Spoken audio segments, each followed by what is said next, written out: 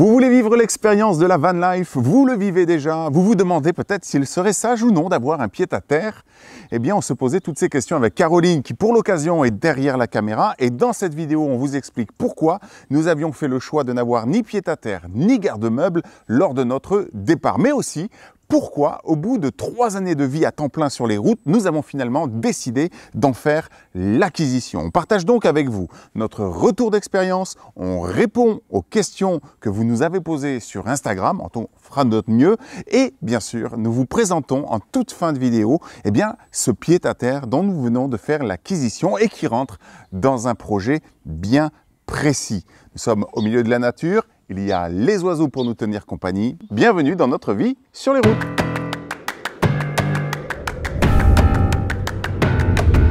Nous sommes Caroline et Steve, entrepreneurs nomades. Nous avons décidé de vivre à l'année dans notre fourgon aménagé et de vous partager nos désirs, nos défis et notre philosophie sur les routes.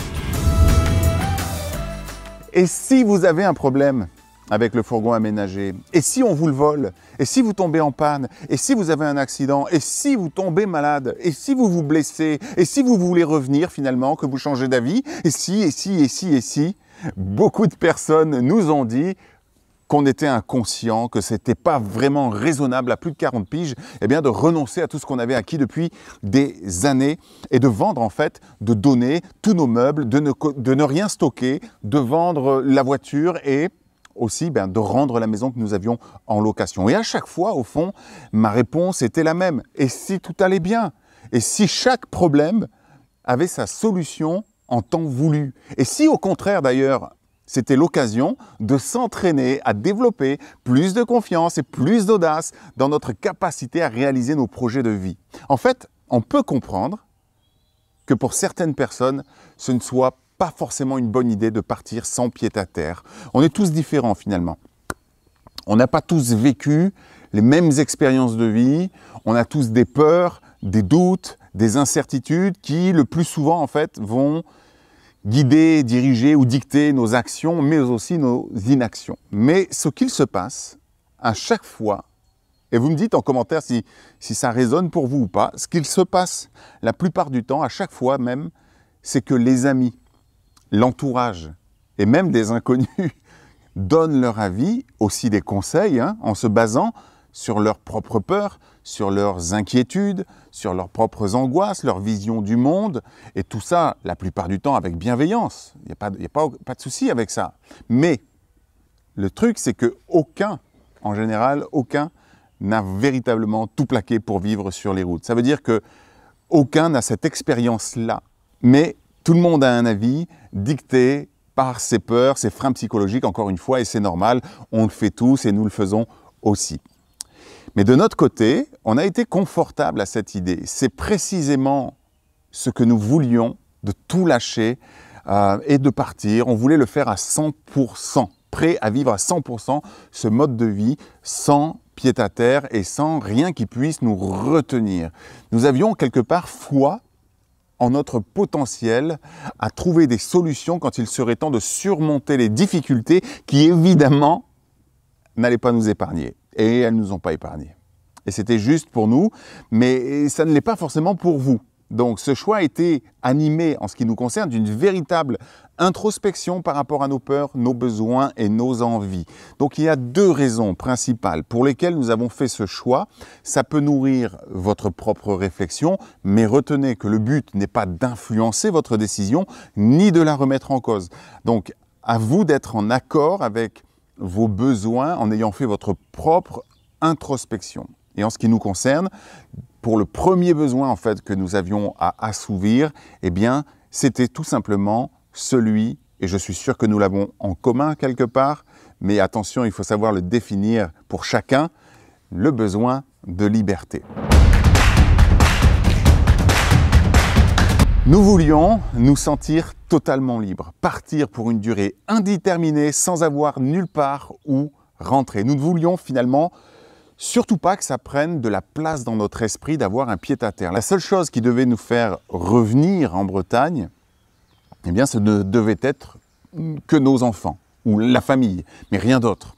Et malgré les désavantages dont nous allons aussi parler dans cette vidéo, nous n'avons vraiment aucun regret d'être partis sans pied-à-terre, sans garde-meuble ou quoi que ce soit. Parce que le sentiment de liberté que l'on ressent à ce moment-là est vraiment unique.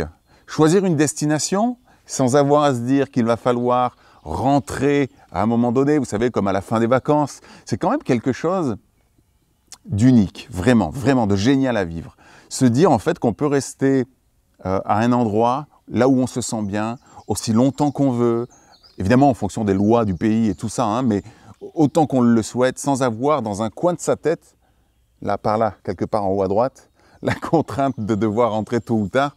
Franchement, c'est un sentiment, je ne trouve pas d'autre mot que unique et dont on peut se délecter. Franchement, c'est un truc à vivre. Donc, cette idée d'avoir aucune obligation, qui soit d'ailleurs en lien avec un appart, une maison, aucune charge inhérente ou quoi que ce soit, c'est juste le top. Il vient devant la caméra 2 secondes pour dire comment toi tu l'as vécu ça, en te collant à mon micro. Vas-y. Ah, parce que sinon, je suis obligé. Je suis obligé, tu comprends, sinon elle se cache, elle en profite. Oui, mais moi j'ai le casque, non? Oui. Comment tu l'as vécu? Alors, en fait, j'ai adoré cette période où on n'avait aucune date de retour. C'était très perturbant au départ. Ouais, ouais, c'est vrai, pendant les 6 premiers mois à peu près. Ouais, mais on a adoré et de se dire, ah ouais, mais là, en fait, on n'a pas la date où on doit se dire, il faut rentrer à la maison, les vacances sont finies. Et ça, j'ai kiffé. L'argent, c'était une autre des raisons pour lesquelles nous voulions tout lâcher. On est parti sans aucun matelas financier, on a fait un crédit pour notre fourgon et ce crédit, finalement, ça allait être l'équivalent d'un loyer en tant que locataire. Donc impossible pour nous de cumuler de toute façon la maison et le crédit du fourgon. Et le projet était de continuer à vivre aussi de nos activités respectives. On ne partait pas en année sabbatique, on ne partait pas en vacances et nous ne partions pas non plus en mode rejet de la société. Bon, nous savions que ce serait un défi financier, en fait, de vivre une vie de digital nomade, véritablement nomade. Clairement, on ne va pas se mentir, il va de soi que de ne pas avoir de pied-à-terre, ça n'a pas toujours été si facile que ça n'a pas toujours facilité notre quotidien. Par exemple, on n'avait pas anticipé le Covid, on n'avait pas anticipé les différents confinements, on n'avait pas anticipé le pass sanitaire. Alors, de ce côté-là, en ce qui nous concerne, ça a été bien vécu. Franchement, ce n'est pas quelque chose qui nous a fait dire « Oh, si on avait un pied-à-terre », parce qu'en réalité, ça nous a permis de rencontrer du monde, de lancer des appels sur les réseaux, de profiter de la solidarité de notre communauté. On n'avait pas anticipé non plus que j'allais me blesser l'été dernier, me couper un tendon sur la main droite, et on n'avait pas non plus anticipé que ça allait nécessiter 2 opérations chirurgicales, pas plus qu'on aurait anticipé l'augmentation du carburant, le pouvoir d'achat, et bien que je sois parti avec une douleur de dos chronique, je n'avais pas anticipé que ça allait empirer et que j'allais devoir me faire opérer de toute façon. Alors oui, il y a toujours des gens bienveillants, voire cyniques, pour dire « c'était évident, il fallait s'y attendre, pas besoin d'être devin pour savoir que tout ne se passera pas bien, vous auriez dû y penser, je vous avais prévenu, je vous l'avais dit, et patati et patata ». Ce qu'il faut comprendre, c'est que nous savions quelles allaient être les conséquences de nos choix.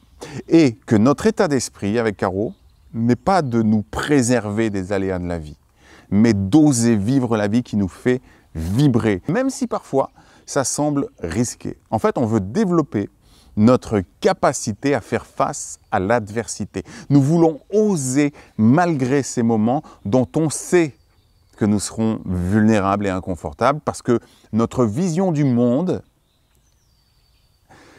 c'est que la meilleure manière d'accéder à cette liberté, celle qui nous est chère, c'est aussi en développant l'audace d'être vulnérable, ce qui nous permet d'oser être qui nous sommes véritablement et donc d'être libres. Et pour certains, peut-être que ce ne sont que des mots de développement personnel, mais pour nous, c'est véritablement une philosophie de vie, d'où le nom de la chaîne Philosophie.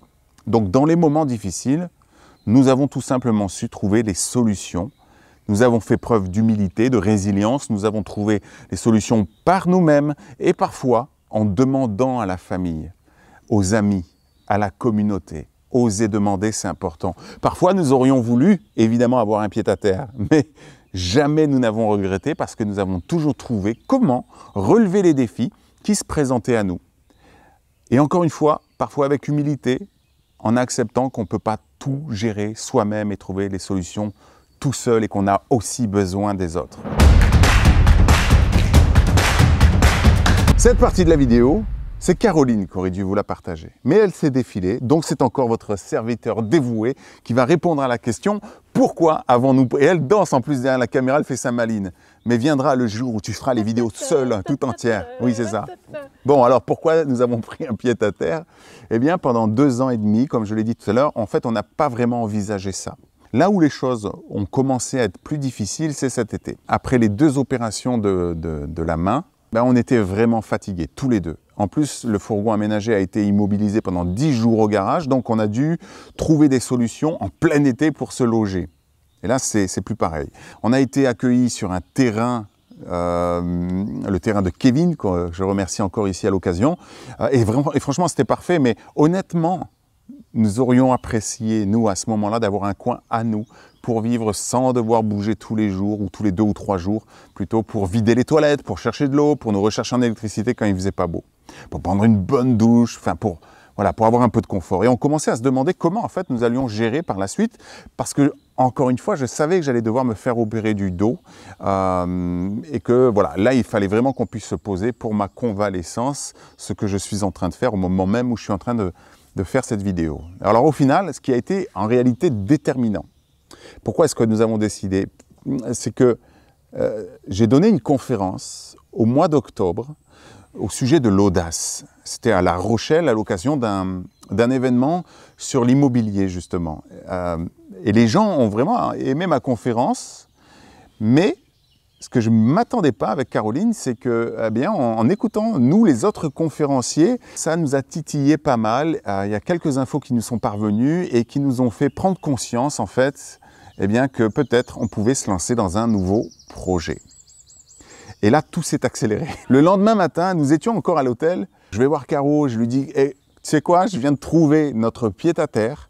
Ce sera parfait comme camp de base pour ma convalescence déjà, suite à l'opération du dos, mais aussi pour notre nouveau projet. Je vous en parle dans quelques instants. Donc à partir de ce moment-là, tout s'est enchaîné très vite. On a pris rendez-vous pour une visite, puis une contre-visite. On a fait une offre d'ailleurs qui a été refusée dans un premier temps. On a remis un petit peu sur la table parce qu'on a eu un coup de cœur. Ça a été accepté. Nous avons monté un dossier béton auprès du banquier. Honnêtement, c'était pas gagné d'avance parce que des entrepreneurs nomades depuis 3 ans sur les routes, c'était pas fou quoi comme tableau un peu dressé pour le banquier. Et finalement, on n'a rien visité d'autre. On a visité un seul bien et nous l'avons acheté et ça a été accepté. Je vous montre les images de ce bien dans quelques instants. Donc il y a 4 raisons pour lesquelles nous avons finalement choisi de prendre un pied-à-terre. 1.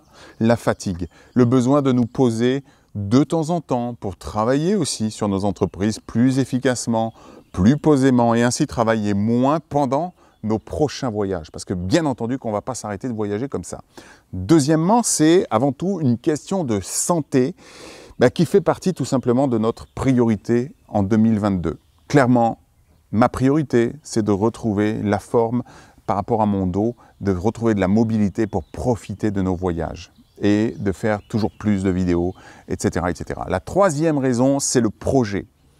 Le projet, c'est de louer notre pied-à-terre à des voyageurs comme nous, comme vous, ce qui permettrait finalement de le financer pendant qu'on continue de voyager sur les routes. Et la quatrième raison, enfin, nous allons tout simplement proposer à des entrepreneurs nomades ou sédentaires à venir passer quelques jours chez nous, en immersion, avec nous, pour que nous les aidions à développer leur activité en ligne ou en local. Nous avons eu du mal à renoncer évidemment à ce sentiment de liberté dont je vous ai parlé tout à l'heure, qui est unique, souvenez-vous, mais ce qui compte au final, c'est que ce soit juste à présent. Alors oui, depuis que nous avons acheté la maison, nous avons des contraintes, celles que nous voulions éviter quand nous sommes partis, mais nous avons aussi du coup maintenant les avantages non négligeables qui ont de l'importance aujourd'hui et qui n'en avaient pas à l'époque. Donc tout est juste, tout est parfait, avec les bons et les mauvais côtés. Et pour la petite histoire, les anciens propriétaires ont été particulièrement surpris de nous voir arriver avec José dans leur maison parce qu'ils étaient déjà des abonnés de notre chaîne YouTube. Ils nous suivaient sur les routes et leur projet, eh bien, c'est justement de faire l'acquisition d'un véhicule pour eux aussi partir vivre une vie semi-nomade, et la vente de leur maison allait permettre de réaliser ce projet. La boucle est bouclée. Imaginez la tête un petit peu qu'ils ont pu faire lorsqu'ils nous ont vus arriver chez eux, et même nous, on a été assez étonnés de se rendre compte à quel point les choses se mettaient juste dans un alignement parfait. Donc on a mis plus d'1 mois pour nous y faire. Moi je me suis fait opérer entre-temps du côté de Montpellier. Le premier mois a été épuisant et ça fait maintenant du coup 1 mois et demi que nous sommes installés. On a eu l'impression au départ d'être un peu dans Airbnb et tout ça, mais bon, ça y est, on commence à prendre bien nos marques. Pour celles et ceux qui s'interrogent, sachez que nous avons trouvé notre pied-à-terre en Corrèze et même limite en Dordogne. Nous sommes vraiment idéalement situés pour partir en road trip. La Corrèze, c'est magnifique, il y a plein d'endroits à voir. La Dordogne aussi, évidemment, 2 magnifiques régions à découvrir. Et avant de vous présenter notre pied-à-terre, nous voulions vous dire de suivre votre élan du cœur. J'aime l'idée que nos rêves nous choisissent parce qu'ils savent que nous avons le potentiel et les capacités de les réaliser. Donc interrogez vos véritables besoins. Au fond, ne laissez pas vos peurs diriger votre vie, encore moins celle des autres. Osez la vulnérabilité en bonne intelligence, foncez vers la vie qui vous fait envie. D'ailleurs, on se souvient très bien de ce jour en Norvège avec Caro où nous avions loué un chalet pour faire une formation.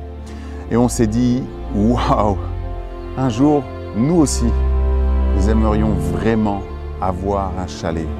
Alors retenez ceci. Soyez vigilants à ce que vous pensez à voix haute ou dans votre tête, car il se pourrait bien qu'un jour, ça devienne la réalité.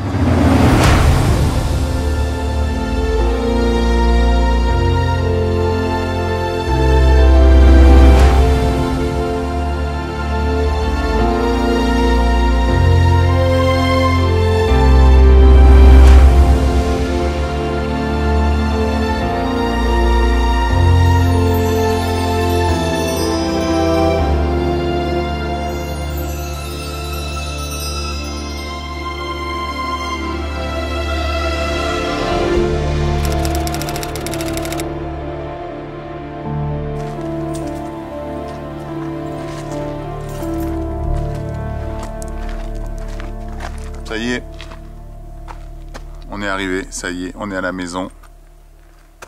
Il fait nuit, on aurait aimé arriver de jour, mais c'est comme ça, on va faire avec. Et j'ai accroché le camion au portail en rentrant. On va rentrer à l'intérieur, mais ça, c'est pour une prochaine vidéo.